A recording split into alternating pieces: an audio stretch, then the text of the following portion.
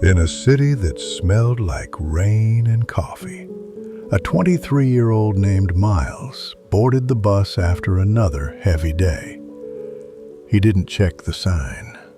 He just tapped his card and collapsed into a seat by the window. The bus pulled away. Buildings slid past like pages. At the first turn, Miles realized this route went west, not south. His stop, his tiny kitchen, his mother's text, "Soup is ready," was the other way. He stood, then sat. "It's fine. I already paid. I'll loop around." A minute later, the bus took a flyover he'd never been on. The city rearranged itself into unfamiliar shapes. He watched a couple argue on a corner, the girl's hands making circles in the air. He watched a boy balance a pizza on one palm, like a waiter training in the street. He watched a shopkeeper pull a metal shutter down, the sound like a zipper closing the day. Stop after stop, Miles told himself, the same small lie. I've gone this far, might as well stay until it gets easier to fix. The lie felt warm. It was also what kept the bus wrong. At the next stop, an old driver took over. He was square-shouldered, with the kind of face that looks kind in mirrors and serious in windows. He checked the mirrors, checked the road, and saw Miles still staring out like a passenger waiting for himself. The new driver eased the bus back into traffic and said, not loudly, "You look like someone who meant to be somewhere else." Miles blinked. "I got on the wrong one. It's okay. I'll ride it out." The driver nodded without irony. "I've done that. With buses, with jobs, with people." They rolled past a hospital. Rain began in tidy lines. "Can you let me off?" Miles asked. "Not at a stop. I know you have rules."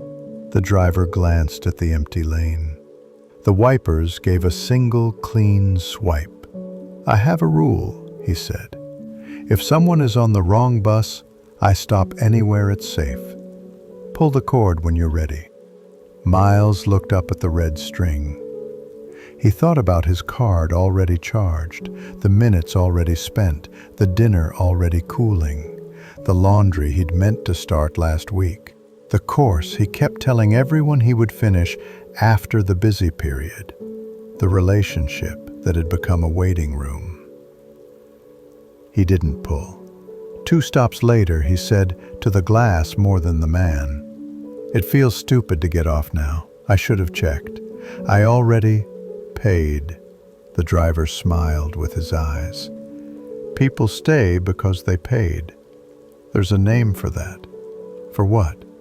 "Sunk cost," the driver said softly, as if the syllables could bruise. "Money, time, pride. Once you've poured them in, your heart wants a refund. The world doesn't give. So you keep riding in the wrong direction to make the first mistake feel smart." They passed a playground, soaked and empty, a swing moved by wind alone. "When did you learn that?" Miles asked. The driver tapped the wheel twice, thinking, "On a bus like this? I was younger than you. I stayed in a job that made me mean because my father got it for me. I stayed a year after I knew. I called it loyalty. It was fear wearing a borrowed suit." He reached up and pressed the stop button himself. The bell chimed, small and certain. He slowed and made space for the answer. "Exit's on the right," he said. "No fine for changing your mind." Miles stood. He stood shaking a little, the silly way people do when they finally tell the truth to their feet. "Hey," the driver added, "build exits before you need them. Little ones. A sticky note on your desk that says, 'Wrong bus? Pull.' A calendar alarm that asks every Sunday, "Still the right direction?" The doors hissed open. Rain breathed in. Miles stepped out onto a street he didn't know and laughed once, quietly, at the size of the relief. He crossed to the other side and waited. When the southbound came, he checked the sign and smiled like he'd invented reading. On the ride home, he texted his mother, "On my way. Warm the soup." He also opened his notes app and wrote 3 lines. "Cancel the course I'm not finishing. Tell Anna the real thing we both already know. Look for a job that I love to do." At his stop, he thanked the new driver without explaining why. Miles walked the last block in the rain, not hurrying, not delaying, just moving toward what he'd meant all evening. In the kitchen, his mother clucked at his hair and handed him a towel. He ate soup that tasted like patience. When he finished, he washed the bowl and set his phone alarm for Sunday. The alarm title was only 2 words, but it was enough. Wrong bus? These 2 words were a promise he made to himself, not just a reminder to check direction, but permission to change it. Because here's the thing, Miles didn't pull the cord alone. He needed someone to see him sitting on the wrong bus and say it out loud. Sometimes we need a stranger to say the thing we already know, but can't admit. Maybe that's what this story is for you.